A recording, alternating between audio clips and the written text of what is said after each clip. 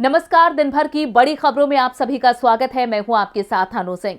इस बुलेटिन में आज बात होगी कृषि कानूनों पर मोदी सरकार की मंजूरी की, केंद्र पर राहुल गांधी के तीखे प्रहार की। जानेंगे क्या छोटे दल लगाएंगे अखिलेश की नैया पार, सुप्रीम कोर्ट ने केंद्र को फिर क्यों लगाई फटकार, और बुलेटिन के आखिर में बात चुनाव से पहले राजनेताओं की खुली पोल की। लेकिन तमाम बड़ी खबरों से पहले एक नजर सुर्खियों पर।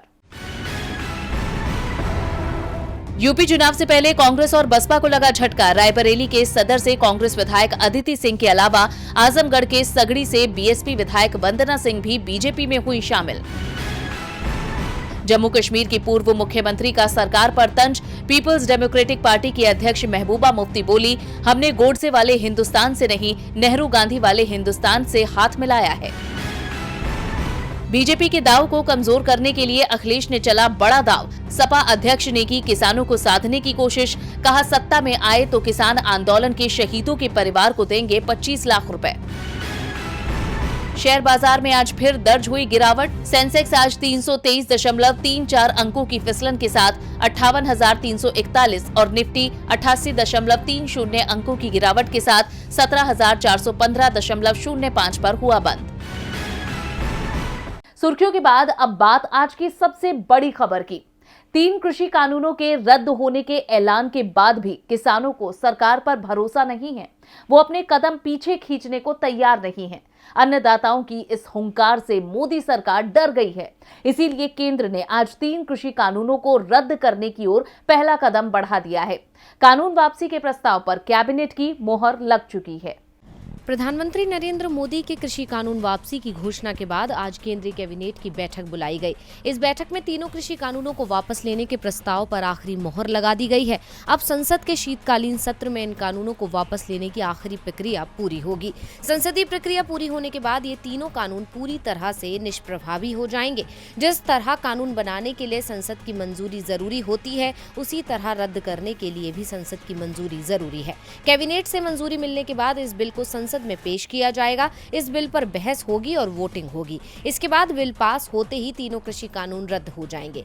कैबिनेट मीटिंग के बाद केंद्रीय मंत्री अनुराग ठाकुर ने एक प्रेस वार्ता की और कहा कि आज पीएम के नेतृत्व में केंद्रीय मंत्रिमंडल ने 3 कृषि कानूनों को निरस्त करने की औपचारिकताएं पूरी की हैं। संसद के आगामी सत्र के दौरान इन तीनों कानूनों को वापस लेना हमारी प्राथमिकता होगी। इसके साथ ही कैबिनेट ने आज एक अहम फैसला लेते हुए मार्च 2022 तक गरीबों को मुफ्त राशन देने के लिए पीएम गरीब कल्याण अन्न योजना का विस्तार करने का फैसला भी लिया है। केंद्रीय मंत्री अनुराग ठाकुर ने बताया कि 5वें चरण के तहत खाद्यान्न पर 53,344 करोड़ 52 लाख रुपए की खाद्य सब्सिडी होगी, जिससे 80 करोड़ परिवारों को इसका फायदा मिलेगा। लोगों को 5 किलो गेहूं और चावल मुफ्त में देने की योजना मार्च 2020 से लेकर अब तक लागू हुई है। उसे दिसंबर से लेकर मार्च 2022 तक और 4 महीनों के लिए बढ़ाने का फैसला लिया गया है। डीवी लाइव की रिपोर्ट। आगामी चुनाव को देखते हुए सरकार एक्शन मोड में है। इसीलिए पहले ऐलान किया गया, फिर कैबिनेट में मोहर लगा दी गई। लेकिन अब बड़ा सवाल ये है कि क्या इस कदम के बाद किसान अपने पांव पीछे खींचेंगे? इन सवालों के बीच किसान नेता राकेश टिकैत का एक बड़ा बयान भी सामने आया। आज केंद्रीय कैबिनेट की बैठक हुई, जिसमें तीनों कृषि कानूनों की वापसी पर मोहर लग गई है। इस बात की जानकारी केंद्रीय मंत्री अनुराग ठाकुर ने प्रेस कॉन्फ्रेंस में दी। अनुराग ठाकुर ने कहा, प्राथमिकता के आधार पर इस बिल को रद्द करने की मंजूरी दी गई है। शीतकालीन सत्र में इस पर विस्तार से चर्चा होगी। जिसके बाद राकेश टिकैत ने बिल वापसी के निर्णय का स्वागत किया, लेकिन उन्होंने कहा कि जब तक एमएसपी पर सरकार बात नहीं करेगी तब तक आंदोलन जारी रहेगा। इसके अलावा उन्होंने कहा कि 700 शहीद किसानों को मुआवजा दिया जाए, साथ ही स्मारक भी बने। उन्होंने आगे कहा, किसान आंदोलन अभी खत्म नहीं होगा। उन्होंने बताया कि 29 नवंबर को ट्रैक्टर रैली होगी या नहीं, ये 27 को होने वाली संयुक्त किसान मोर्चा की बैठक में तय किया जाएगा। इसके अलावा टिकैत ने मोदी सरकार को घेरते हुए कहा कि मोदी जी ने कहा है कि 1 जनवरी से किसानों की आमदनी दोगुनी हो जाएगी। किसानों की जीत तब होगी जब उन्हें अपनी फसलों के दाम मिल जाएंगे। आपको बता दें कि किसान संगठन की बैठक 21 नवंबर को होने वाली थी, लेकिन इसकी तारीख को आगे बढ़ाकर 27 नवंबर कर दिया गया था। इससे पहले किसान नेता राकेश टिकैत ने संसद के शीत सत्र से पहले दिन ट्रैक्टर रैली निकालने का ऐलान किया था। राकेश टिकैत ने कहा था कि 29 नवंबर को शीत सत्र के पहले दिन 1000 लोग 60 ट्रैक्टर लेकर संसद की ओर कूच करेंगे। राकेश टिकैत ने इस ऐलान को करते हुए कहा था, जो सड़कें सरकार द्वारा खोली गई हैं उन सड़कों से ट्रैक्टर गुजरेंगे। हम पर पहले सड़कों को ब्लॉक करने का आरोप लगाया गया था। हमने सड़क को अवरुद्ध नहीं किया था। सड़कों को ब्लॉक करना हमारे आंदोलन का हिस्सा नहीं है। हमारा आंदोलन सरकार से बात करना है। हम सीधे संसद जाएंगे। यानी राकेश टिकैत के बयानों से साफ है कि जब तक किसान अपनी सारी मांगे नहीं मनवा लेते वो वापस नहीं जाएंगे और आंदोलन इसी तरह जारी रहेगा। अब किसानों के आंदोलन और हौसलों के आगे सरकार एक बार झुक चुकी है और कृषि कानून वापसी का ऐलान भी कर चुकी है। तो अब देखना होगा कि क्या किसान अपनी दूसरी मांगे भी पूरी करवा पाएंगे या नहीं। किसान नेता राकेश टिकैत ने एक बार फिर से मोदी सरकार के खिलाफ हुंकार भरी है, जिससे उसकी मुश्किलें बढ़ सकती हैं। वैसे इस वक्त विपक्ष के नेता भी केंद्र की परेशानियों को बढ़ाते नजर आ रहे हैं। खासकर राहुल गांधी ने मोर्चा खोल रखा है। आज भी उन्होंने ट्वीट कर जनता की परेशानियों से सरकार को अवगत कराने की कोशिश की। कोरोना महामारी के दौरान न जाने कितने लोगों ने अपनों को खो दिया, जाने कितने लोगों की नौकरी चली गई, लेकिन सरकार ने जनता की सुध तक नहीं ली। लेकिन विपक्ष लगातार जनता के मुद्दों को सरकार के सामने रखता रहा है और सरकार से उनकी मदद की मांग करता रहा है। हालांकि ना तो सरकार जनता की सुन रही है ना विपक्ष की, लेकिन राहुल गांधी ने भी ठान लिया है कि जब तक सरकार उनकी मांग नहीं मानेगी वो बार बार इस मुद्दे को उठाते रहेंगे। अब एक बार फिर राहुल गांधी ने एक वीडियो के साथ ट्वीट किया है और सरकार के सामने दो मांग रखी है। कांग्रेस पार्टी की दो मांग है। नंबर 1, कोविड मृतकों के सही आंकड़े बताए जाएं। नंबर 2, अपने प्रियजनों की कोविड में खो चुके परिवारों को 4 लाख हर्जाना दिया जाए। सरकार हो तो जनता का दुख दूर करना होगा, हर्जाना मिलना चाहिए। कांग्रेस नेता राहुल गांधी ने #4 लाख देना होगा के साथ सरकार के सामने अपनी दो मांगे रखी हैं, जिसमें सरकार से कोरोना के सही आंकड़े बताने को कहा गया है। दरअसल विपक्ष का आरोप है कि सरकार ने कोरोना के आंकड़े छुपाए हैं। असल में कोरोना से जान गंवाने वाले आंकड़े डरा देने वाले हैं। गौरतलब है कि राहुल गांधी सरकार के खिलाफ काफी सक्रिय भूमिका निभा रहे हैं।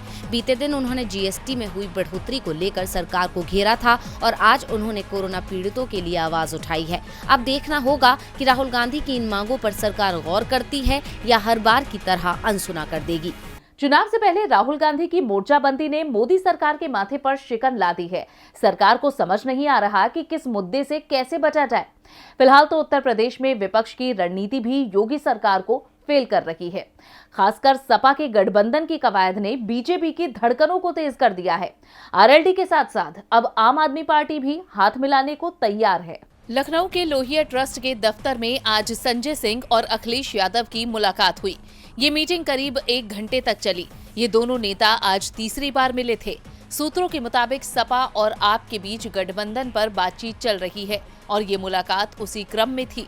आम आदमी पार्टी के यूपी प्रभारी संजय सिंह हाल ही में सपा के संस्थापक और पूर्व मुख्यमंत्री मुलायम सिंह यादव के जन्मदिन समारोह में भी शामिल हुए थे। वहां भी अखिलेश यादव से उनकी मुलाकात हुई थी। 2 महीने पहले भी संजय सिंह की अखिलेश यादव से मुलाकात हुई थी। हालांकि आम आदमी पार्टी का कोई मजबूत जनाधार यूपी में नहीं है, लेकिन दिल्ली को एक मॉडल बनाकर वे देश भर के राज्यों में अपनी पार्टी के लिए जमीन खोज रहे हैं। दिल्ली में यूपी बिहार के काफी लोग रोजगार की तलाश में आते हैं और वहां चल रही गुड गवर्नेंस के बलबूते यूपी में आम आदमी पार्टी वोट मांगने की अब तैयारी में है। दिल्ली में आम आदमी पार्टी सॉफ्ट हिंदुत्व अपनाकर यूपी की सियासत को चमका रही है। दिवाली पर दिल्ली में अयोध्या मंदिर की रेप्लिका बनाकर मुख्यमंत्री अरविंद केजरीवाल ने पूजा अर्चना की थी। साथ ही दिल्ली में बुजुर्गों को दी जाने वाली तीर्थ यात्रा की सुविधा में अब अयोध्या दर्शन भी जोड़ा गया है। इस हिसाब से दिल्ली में भी अब यूपी चुनाव की तैयारी चल रही है। इसी आधार पर संजय सिंह ने अखिलेश यादव से गठबंधन की बात की है। हालांकि दोनों के बीच अभी तक सीटों के बंटवारे का फॉर्मूला तय नहीं हुआ है। जाहिर है छोटे दलों से गठबंधन के पीछे अखिलेश यादव की जातीय समीकरणों को साधने की रणनीति है, जिसकी सफलता की कसौटी अगले साल होने वाले विधानसभा चुनाव के नतीजे होंगे। उत्तर प्रदेश में गठबंधन की राजनीति तेज हो चुकी है, लेकिन अब देखना होगा कि कौन सी पार्टी उसमें फिट बैठती है और कौन सी पार्टी चुनावी नतीजों में हिट होती है। लेकिन नतीजों से पहले आज पश्चिम बंगाल की मुख्यमंत्री ममता बनर्जी और पीएम मोदी की मुलाकात दिलचस्प रही। दिल्ली दौरे पर पहुंची ममता बनर्जी ने पीएम से त्रिपुरा समेत कई मुद्दों पर अपनी बात रखी। पश्चिम बंगाल की मुख्यमंत्री ममता बनर्जी और प्रधानमंत्री की आज दिल्ली में मुलाकात हुई। पीएम से इस मुलाकात में ममता ने राज्य के विकास के लिए अलग अलग मुद्दों के अलावा बीएसएफ का अधिकार क्षेत्र बढ़ाने के मुद्दे पर भी बात की। उन्होंने कहा कि ये कानून व्यवस्था का मामला है और संघीय ढांचे का सवाल है। सरकार को ये फैसला वापस लेना चाहिए। बैठक के बाद ममता बनर्जी ने कहा कि मैंने बीएसएफ के बारे में चर्चा की। बीएसएफ हमारा दुश्मन नहीं है। मैं सभी एजेंसियों की इज्जत करती हूँ, लेकिन कानून व्यवस्था जो राज्य का विषय है, इससे उसमें टकराव होता है। इसके अलावा जूट उद्योगों की स्थिति पर भी चर्चा की। कोरोना काल में उद्योगों की स्थिति बेहद खराब हुई है। इसके अलावा ममता बनर्जी ने बताया कि उन्होंने पीएम को बंगाल बिजनेस समिट के उद्घाटन में आने का न्योता भी दिया है। इसके अलावा ममता बनर्जी ने बताया कि वो 30 नवंबर को मुंबई जाएंगी और महाराष्ट्र के सीएम उद्धव ठाकरे और एनसीपी चीफ शरद पवार से मुलाकात करेंगी। पश्चिम बंगाल विधानसभा चुनाव 2021 में टीएमसी की प्रचंड जीत के बाद बनर्जी की दिल्ली में ये दूसरी यात्रा है। ममता बनर्जी 2024 में होने वाले लोकसभा चुनावों की तैयारी में अभी से ही जुट गई हैं।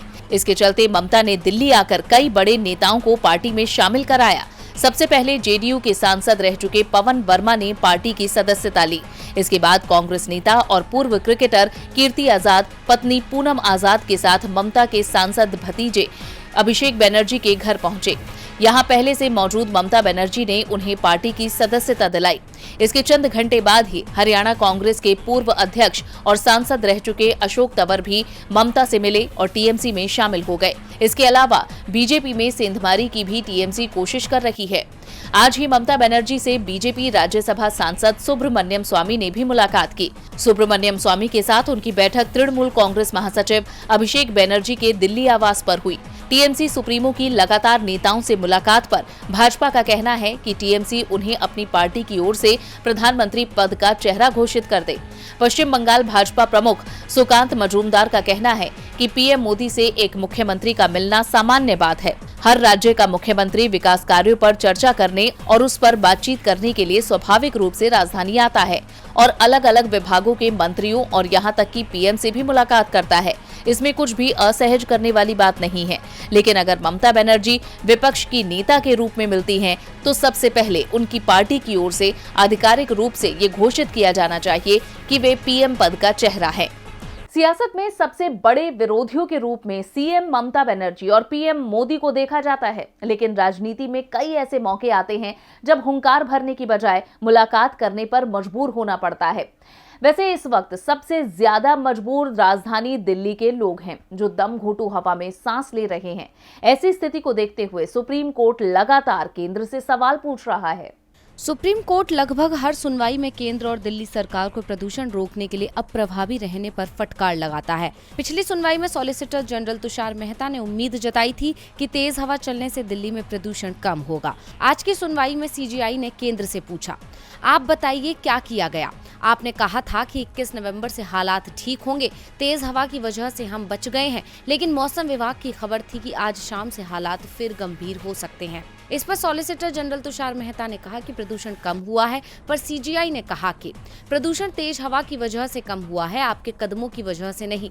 आप बताइए कि क्या कदम उठाए गए हैं। सॉलिसिटर जनरल ने कहा, 20 नवंबर को AQI 403 था, कल यह 490 था, आज ये 260 है। हवा में तेजी की वजह से प्रदूषण कम होगा। हम 3 दिन बाद फिर से रिव्यू करेंगे।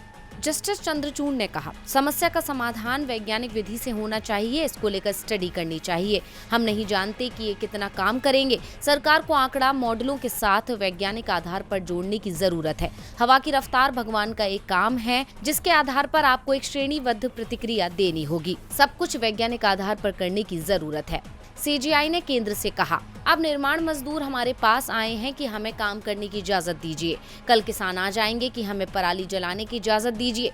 सॉलिसिटर जनरल ने इस दौरान उपायों की जानकारी देते हुए बताया कि 1007 पानी के छींटे वाली मशीनें लगाई गई हैं। 33 प्रदूषण फैलाने वाले उद्योग बंद कर दिए गए हैं।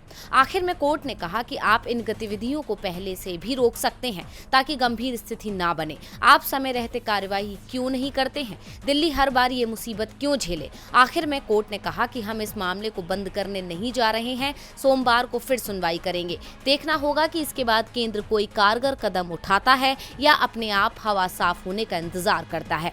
अब बुलेटिन के आखिर में बात चुनाव से पहले राजनेताओं की खुली पोल की। राजनीतिक पार्टियां चुनावों में उम्मीदवारों की लिस्ट बनाते वक्त खूब माथापच्ची करती हैं। चुनाव जीतने के लिए वो दागी उम्मीदवारों को भी मैदान में उतार देती हैं। जी हां, चुनाव से पहले एडीआर की रिपोर्ट में बड़ा खुलासा हुआ है, जिससे सभी दल कटघरे में आ गए हैं। चुनावों में जनता अपना नेता कई आधारों पर चुनती है, कभी जिताऊ उम्मीदवार तो कभी मजबूत पार्टी तो कभी पसंदीदा चेहरा। बहुत कम लोग होते हैं जो उम्मीदवार की साफ छवि को महत्व देते हैं, या यूं कह सकते हैं कि पार्टियां उम्मीदवारों की पूरी जानकारियां प्रसारित न कर जनता को धोखे में रखती हैं और जनता अनजाने में गलत नेता को चुन लेती है। लेकिन कुछ ऐसी संस्थाएं हैं जो नेताओं के चरित्र और कार्यशैली का रिकॉर्ड रखती हैं, जिनमें से एक है एडीआर। अब इसकी रिपोर्ट में खुलासा हुआ है कि उत्तर प्रदेश में मौजूदा 396 विधायकों में से 35% के खिलाफ क्रिमिनल केस है। 71% विधायक करोड़पति हैं। इस विश्लेषण में विधानसभा की 7 खाली पड़ी सीटों को शामिल नहीं किया गया है। ये जानकारी 2017 में हुए विधानसभा चुनाव और उसके बाद हुए उपचुनावों में उम्मीदवारों के एफिडेविट से निकाली गई है। एडीआर के प्रदेश संयोजक अनिल शर्मा और संतोष श्रीवास्तव का कहना है कि विश्लेषण में सामने आया है कि 396 विधायकों में से 140 विधायकों के खिलाफ आपराधिक मामले दर्ज हैं, जिनमें से 106 विधायक ऐसे हैं जिन पर गंभीर धाराओं में मुकदमे दर्ज हैं। 7 विधायक ऐसे भी हैं जिनके खिलाफ हत्या की रिपोर्ट दर्ज है। जिन विधायकों पर आपराधिक मामले दर्ज हैं, उनमें बीजेपी के 106 विधायक हैं, समाजवादी पार्टी के 18 विधायक और बसपा के 3 और कांग्रेस के 1 विधायक का नाम शामिल है। इसके अलावा 71% विधायक करोड़पति हैं। एडीआर के मुताबिक 396 में से 313 विधायक ऐसे हैं जिनकी घोषित संपत्ति 1 करोड़ से ज्यादा है। इनमें सबसे ज्यादा करोड़पति 335 विधायक भाजपा के हैं, 49 समाजवादी पार्टी के और 15 बसपा के हैं। साथ ही 5 कांग्रेस पार्टी के भी शामिल हैं। इन विधायकों की औसतन संपत्ति 5 करोड़ 85 लाख है। विश्लेषण में पाया गया कि इनमें शामिल भाजपा विधायकों की औसत संपत्ति 5 करोड़ 4 लाख रुपए है। समाजवादी पार्टी के विधायकों की औसत संपत्ति 6 करोड़ 7 लाख रुपए है। बसपा विधायकों की औसत संपत्ति का रिकॉर्ड 19 करोड़ 27 लाख रुपए है और वहीं कांग्रेस के विधायकों की औसत संपत्ति 10 करोड़ 6 लाख रुपए है। इन आंकड़ों से साफ है कि जनता वोट देने से पहले अपनी पार्टी और नेता के चयन को सोच समझ कर करे, ताकि हमारे लिए पॉलिसी बनाने वाले सही लोग सत्ता में बैठें।